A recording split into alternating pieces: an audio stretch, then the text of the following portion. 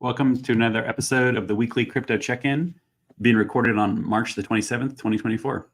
I'm your host, Robert Swarthout, and I'll be joined with my co-host, Andres Sindate. How's it going, Andres? Good. Hey, Robert. Really beautiful day here in Atlanta. Yeah, it's we had a rainy day. Was it yesterday or the day before? But it's definitely starting to feel like springtime around here. Things are yellow.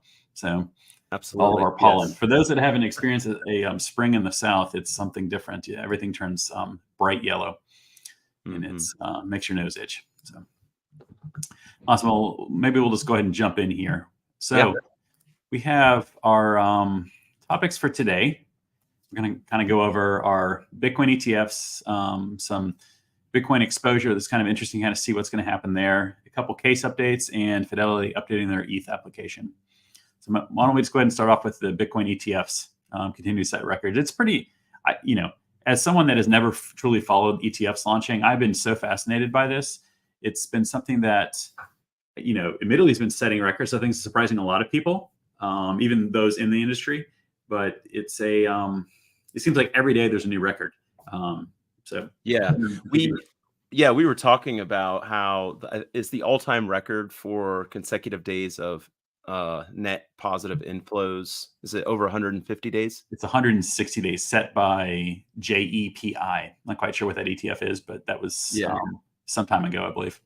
So it's a third of the way there, effectively. And I think it's really, I think one of the things about all these new records is, number one, just how quickly the size of inflows has gotten over 10 billion in the case of BlackRock's, but also it does feel from people that I know we both have spoken to, financial advisors are starting to take notice and starting to consider allocations or even begin to put the Bitcoin ETFs into portfolios. Yeah, I mean, it's, I think the 50th day that they set, and that's from the get-go. This has never happened out of the gate for any ETFs. I'm looking at a chart here of the current longest streaks. Obviously, the Fidelity and the iShares are leading at 50, but there's VGIT is currently on a 44-day streak, and then it quickly falls off to 8. Like, it's just, trying to put it in perspective of how, I guess, special in a sense what is happening here. Yeah. Do you? I want to ask you before we move to the second topic, with respect to these ETFs, as somebody who is doing, taking a different approach to investing in digital assets than just buying the ETFs. What are some of the early implications for you when you look at just the inflows? Crypto is, in many, different viewpoints, follows a very similar pattern or cycle within a bull market and bear market for that matter. And everyone's got these models, right? And we've, I think, talked about this a couple of weeks ago briefly, but like all the models are based upon how it went in the past. None of them had ETF inflows in them, like, especially at the magnitude that they're happening. Just trying to, I guess, take a grain of salt, how is it affecting it, or is it affecting the models of the past? And, I think that it's certainly given Bitcoin a huge advantage over the rest of the market. Not that it's really compared in that way, but, there's easy access to Bitcoin and there's not easy access to the rest of them for all intents and purposes. And just like, as another ETF comes online, will it be the Ethereum one next, or will it be something else for a different reason? Like, will there be a rotation from the Bitcoin, or part of a rotation from the Bitcoin one into that, so you get some diversity potentially? How does that affect those assets? Like, it's a uncharted territory in many senses. So I find it fascinating, and my fund doesn't hold Bitcoin, so it doesn't truly affect me, but it definitely affects everything around me. Yeah. Well, the other thing is just with the inflows continuing to be positive on a daily basis. The other thing is you wonder, are more investors adding to their exposure, or is this new dollars that are coming in for the very first time. And we talked about last Mhm. time just that a lot of Bitcoin holders have never been through a halving, which is going Right. to happen next month. And also, we spoke this week, the volatility in crypto and particularly in Bitcoin is significantly more than say in a large cap stock, with the Right. exception of those that have surprise announcements. But that's another thing that's happened over the last week or two, just the Yeah, you know, price my, action. my gut, I've not seen data that backs this up, but my gut tells me is it's continuing to be new interest. It's not people adding to a position. Maybe certainly there's people like maybe stepping into the market. I get that, but I think at a greater view of the market of the ETF volume, you have the people rotating potentially out of the GBDC, potentially into a different another ETF. So you have some inflows there, but also more so just people that are interested.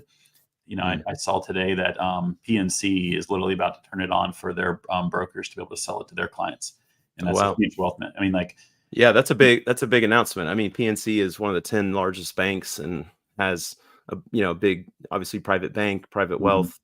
So that's interesting. yeah. So maybe we'll kind of move on to number two here. So, on this similar topic, there's obviously you can be buying the Bitcoin ETF, and you're getting Bitcoin within that, or you can go buy spot Bitcoin on, say, Coinbase or something like that. The amount of exposure that hedge funds in particular have to Bitcoin right now has never been at a greater distance between the longs and the shorts. The volume is through the roof. Um, and it almost feels like something's got to break. Like one of these sides has got to give. Hmm.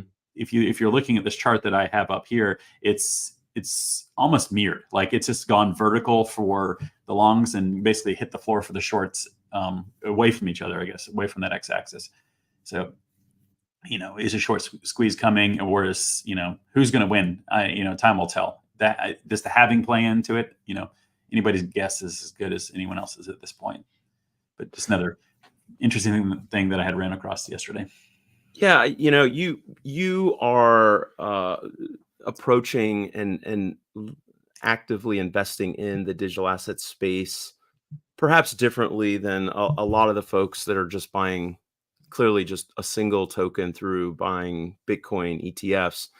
When you go about like your research process, are you Mhm. starting to see more tools from a research standpoint and more information for like the professional crypto investor I know you didn't run a fund before, but I'm Sure. curious like what you're noticing.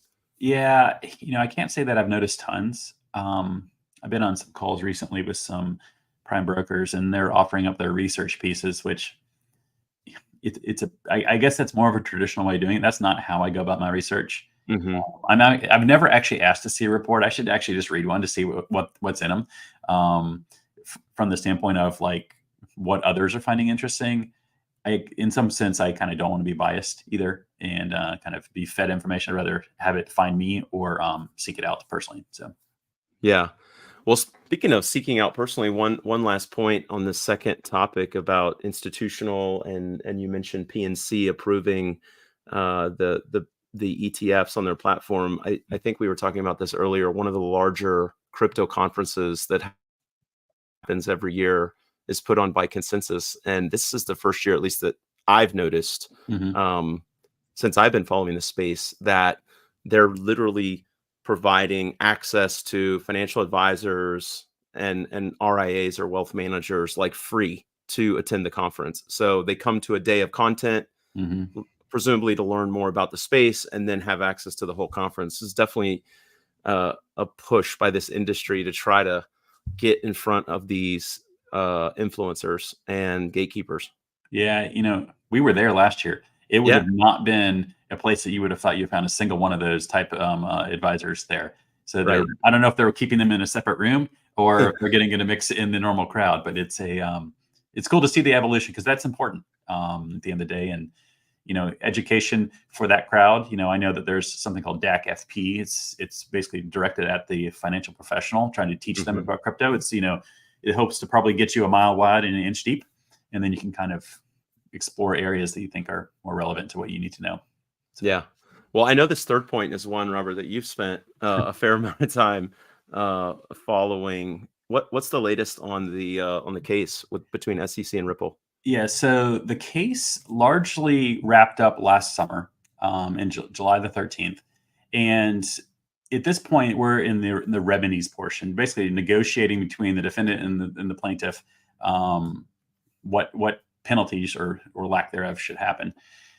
The you know we knew this was coming as an industry, but for the most part, the average XRP holder kind of doesn't care about this. Um, but it is something of its interest. So the SEC finally filed their documents effectively, requesting $2 billion. B, that's like a B with a boy on the end, and this is unprecedented. Like you go back and you look at the financial crisis, there wasn't even $1 billion worth of penalties across all of those different banks and people that got into quote unquote trouble. Sure. To see that the SEC thinks that Ripple needs to pay $2 billion. And granted, this is a negotiation, so obviously they're going to be like, we want everything. Right. Even though they lost the majority of the case already. Yeah.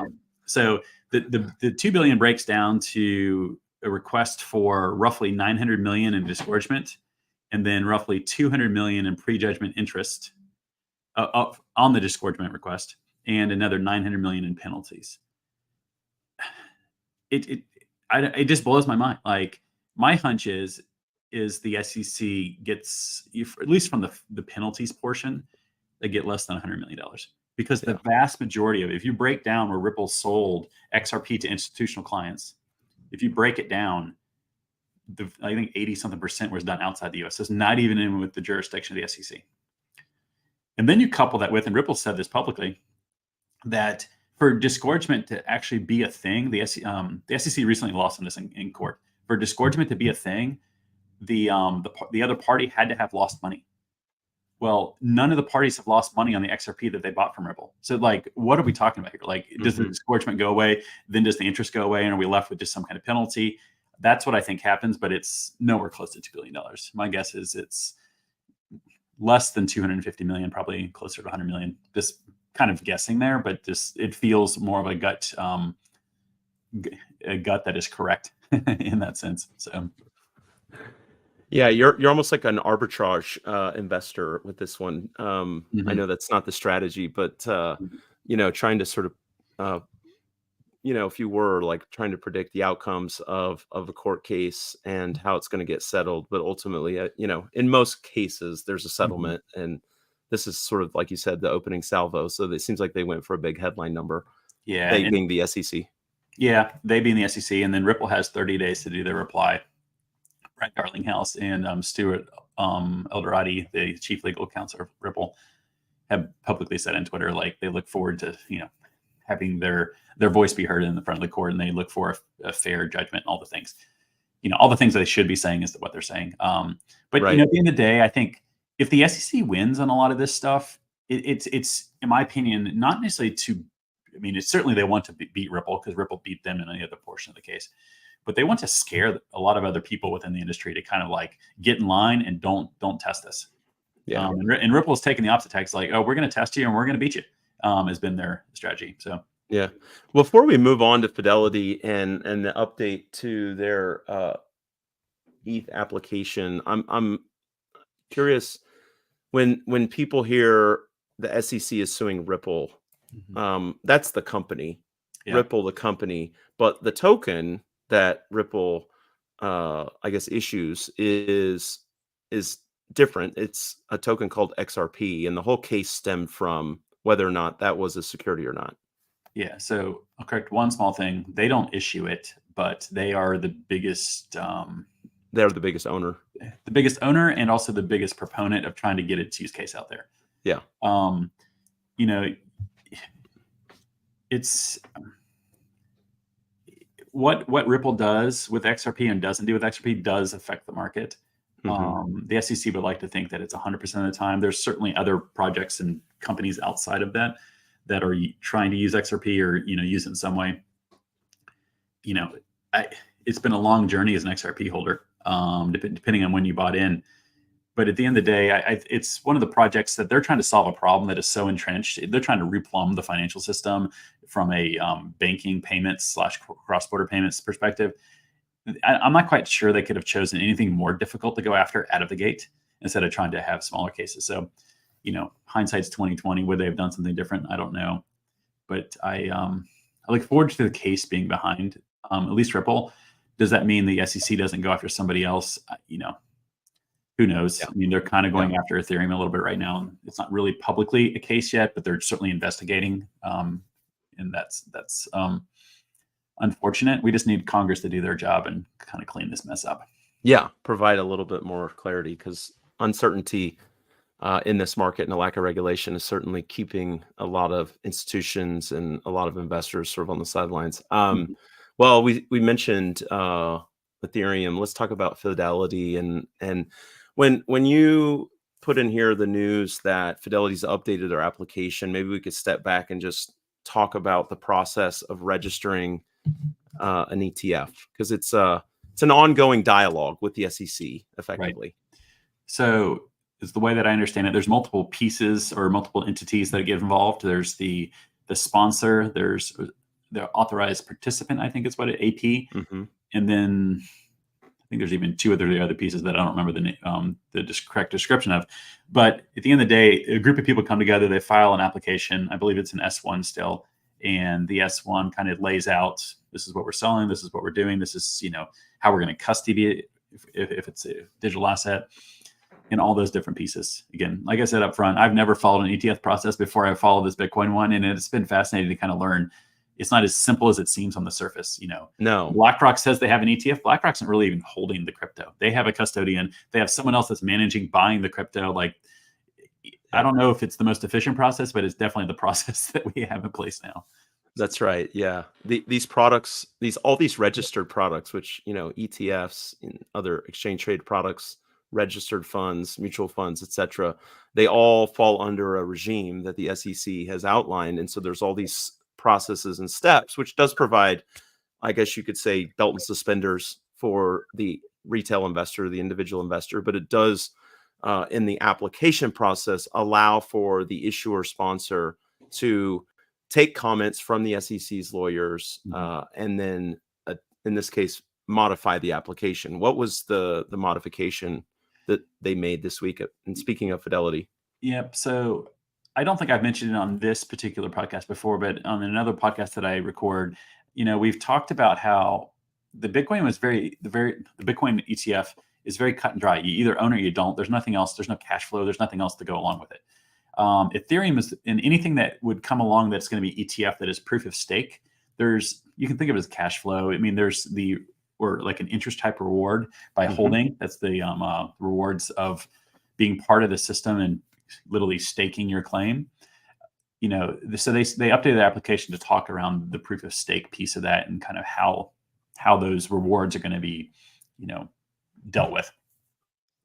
I think that this adds another dimension to it, right? Like the Bitcoin one, everyone was fighting over fees, it's basically a race to zero. The Ethereum one could be similar in the fee perspective, but also then you kind of have in this cash flow perspective where, an ETF provider would be like, oh, we're going to return 80% and we're going to turn 81%. Like they could kind of split it. And it's not always the same cash flow because the market or the network can fluctuate some. So which I guess does complicate maybe some of the disclosures that they would have to do. But it's I'm glad that this finally came out, because when I was talking about an Ethereum one coming soon, I'm like, what are they going to do about this proof of stake? Like this matters almost more than anything else that the Bitcoin one dealt with, because it's going to there's far more tokens out there like that. Yeah. I want to ask you, with respect to the yield, we saw this movie before with crypto several years ago. There were a number of, I guess you'd call them issuers and investors who were pursuing a yield farming strategy. And you saw a lot of retail investors in particular. The DeFi summer of 2021. Right. 2021, right? 3 years ago. I want to say lured in, because that sounds nefarious, but attracted to the space because of these really high yields, which it turns out were 4-digit, like insane yields. Yes. Yeah. Could you just give maybe a quick review, because I think there's a lot of folks in crypto today that were not in crypto 3 years ago. Mhm. They were not in these yield farming strategies, and a lot of those sponsors or managers are not around anymore. Or they pivoted their strategies. But Yeah. what happened at a high level from your take? Like if you went back and looked and Mhm. saw the history. People were blinded. Like that's the easy answer. People were, it was definitely a casino, just like crypto is today, but a different game that they were playing then. The A lot of times you were taking and you were putting maybe one or two different tokens into a pool, and then you were getting a return on that, because that was getting lent out the other side. The returns or the yields were so high, 2 digits certainly, 3-digit percent returns, some even crazy like 4-digit, like 1,000% return type situation. Like anybody with a straight mind would have been like, this makes no sense. Don't get in it. And Yeah. people were. And what happened is a lot of people got left out holding the bag, because all of a sudden those yields came down very quickly, and crashed, and you got left holding less assets than you put into the pool, because guess what? There was, in some sense, were used to pay the rewards. I'm glad that that's behind us. That there was, I didn't get involved in it. I kind of sat and watched it. I'm like, am I the idiot for not playing this game? Like it was Mhm. that tempting. But at the end of the day, if something's too good to be true, it likely is. So Likely is. Okay. Let's talk about the SEC and the Coinbase case. yeah. So this case was filed, I think, last fall, late summer, early fall. The SEC is suing Coinbase for not being a broker dealer like the SEC thinks they should be, and all the things. The SEC's got their hammer, their securities hammer, and they're swinging it around. There was different parts of this. Early on in the first briefing, it seemed like, man, Coinbase is really ahead of the curve. They kind of took a book out of Ripple's playbook when they were fighting them. The industry's slowly learning how to fight the industry. The industry's slowly learning how to fight the SEC and The win. regulators. Yeah.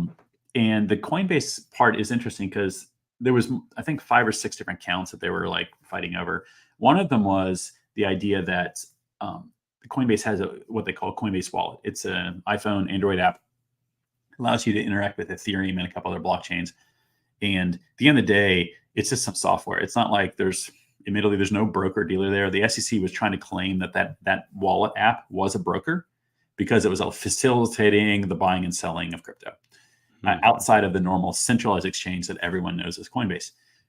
Well, the judge threw that count out, which was great news, because there's in no universe should software be considered a broker. He allowed, I think, the other 5 counts to kind of proceed. So the bar was really low, because Coinbase had filed for this all to be dismissed. That's what this was over. The bar was really low for the SEC to win the motion to kind of continue this case on most of the counts, and they won. The majority of probably what they care about. They would have loved that software piece to be in it. That would have really changed the industry and would have been pretty scary.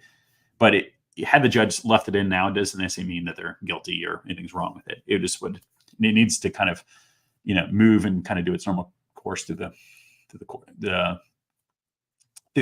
court system. So yeah, the court system. Yeah. As you think about what Coinbase position in the industry was prior to, FTX going away and blowing up, and a lot of the, Binance. How do you look at them in the industry today relative to some of the other major firms that maybe aren't in crypto today? If you look at firms, they are doing crypto projects, they're doing things in the background, like firms like BlackRock clearly have products now. But Right. how does Coinbase stack up as an organization in terms of its importance to the industry? I mean, following the Binance piece getting cleaned up last fall, Coinbase is more important. Yeah. They've soaked up some of those volumes that were left out of Binance. If you rewind all the way back to December of 2020, on the 23rd is when the case against Ripple was filed, made public. Within, I think, 2 weeks, early mid-January, like Coinbase and all the other U.S. exchanges outside of Uphold had come along and said, "Oh, we're delisting XRP. We don't want to get in trouble with the XRP." It was going to be with the SEC. you fast forward to anything that happens these days, the industry's like, now the SEC's got a reputation, right? That they're trying to shake people down effectively. And the industry stands up and like, no, no, thank you. We're going to push back. It's a totally different thing. And I think it's in a much healthier spot. It's a shame that it's having to go through it, but I've seen Coinbase almost do a 180. They used to like bend over backwards because when that case was originally filed against Ripple, they were likely working on the application for their S1 to go public. So they were going to do nothing to piss off the SEC, and almost kind of do whatever they wanted for that matter. You fast forward now, and now they're actually fighting over that same S1 about doing stuff in it that they told them originally. And now the SEC is saying that they shouldn't have been doing it. So that's a whole nother conversation. But it's an industry that's learned to fight. You see people rallying. I mean, you even see parts of crypto. There's a super PAC that was put together for political donations. It had 3 or 4 companies come together. Ripple was part of it. I think Coinbase was another big one in there, where they raised $75 million to contribute and help promote people that are running in different districts and for Senate and House representatives that are crypto forward, to kind of, and in some cases to help get out some of the negative crypto people in Congress. Elizabeth Warren, probably numero uno on that list. So. The industry certainly wants to get back to having constructive dialogue on Capitol Hill with respect to regulation. It feels like all these ETFs have taken up a lot of the conversation, and there's other things. Now we're in an election year. I don't know if anything happens, but it felt like there was a big push when FTX charges were first announced. And now it feels like, we're in this state where maybe there's a lot of things happening behind closed doors, but retail investors are now able to, if they want to buy Bitcoin ETFs, they can. I don't know that the SEC was super excited that those approvals happened, but it certainly happened quickly. And it'll be interesting to see what the next year or two look like with respect to regulation.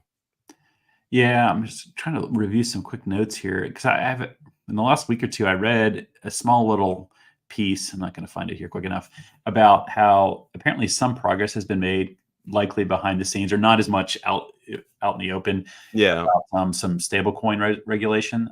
That's certainly likely to be the first thing that comes along. Does it get passed this year? I don't know. I can't imagine Congress does much of anything meaningful, unfortunately. So, admittedly, like, this election, I think, is pivotal for a lot of different reasons, depending on who you talk to outside of crypto. But just from a crypto lens, it is super important that we get a different administration and a different SEC chair, and hopefully then Congress can somehow come together and pass some legislation. What are you looking for over the next week? I know we're not through the end of this week, but I'm curious, like, over the next 5 to 7 trading days, like, what are the things that you're like catching your attention? For me, it's continued watching the Bitcoin ETFs, is kind of, because more so as I am, it's almost like reality TV for me at this point. I'm enjoying the nature of the wowness of it. And, just the idea of tokenization continues to pop up, real world asset tokenization, more specifically, continues to pop up in conversations that I would have never expected. You're starting to see it. The OCC, which is the government, the organization that deals with banking stuff. Office of the Comptroller of the Currency. Yes. I haven't watched it yet, but I've got a link to a video where they were talking about tokenization. I'm like, okay, I would have not guessed it popped up in that, but it could have just been an anecdote somebody was talking about. So I've got some work to do, but just continue that tokenization to me is the next major trend that's going to happen in crypto, at least major narrative over the next year or two. So interesting. Well, more news to come, I would imagine, on that front over the next several quarters, which we'll certainly break down here on the weekly crypto check-in. Yeah, awesome. Well, thanks for your time today. Yeah, it's good seeing you, and we'll see everybody next week. Take care. Take care.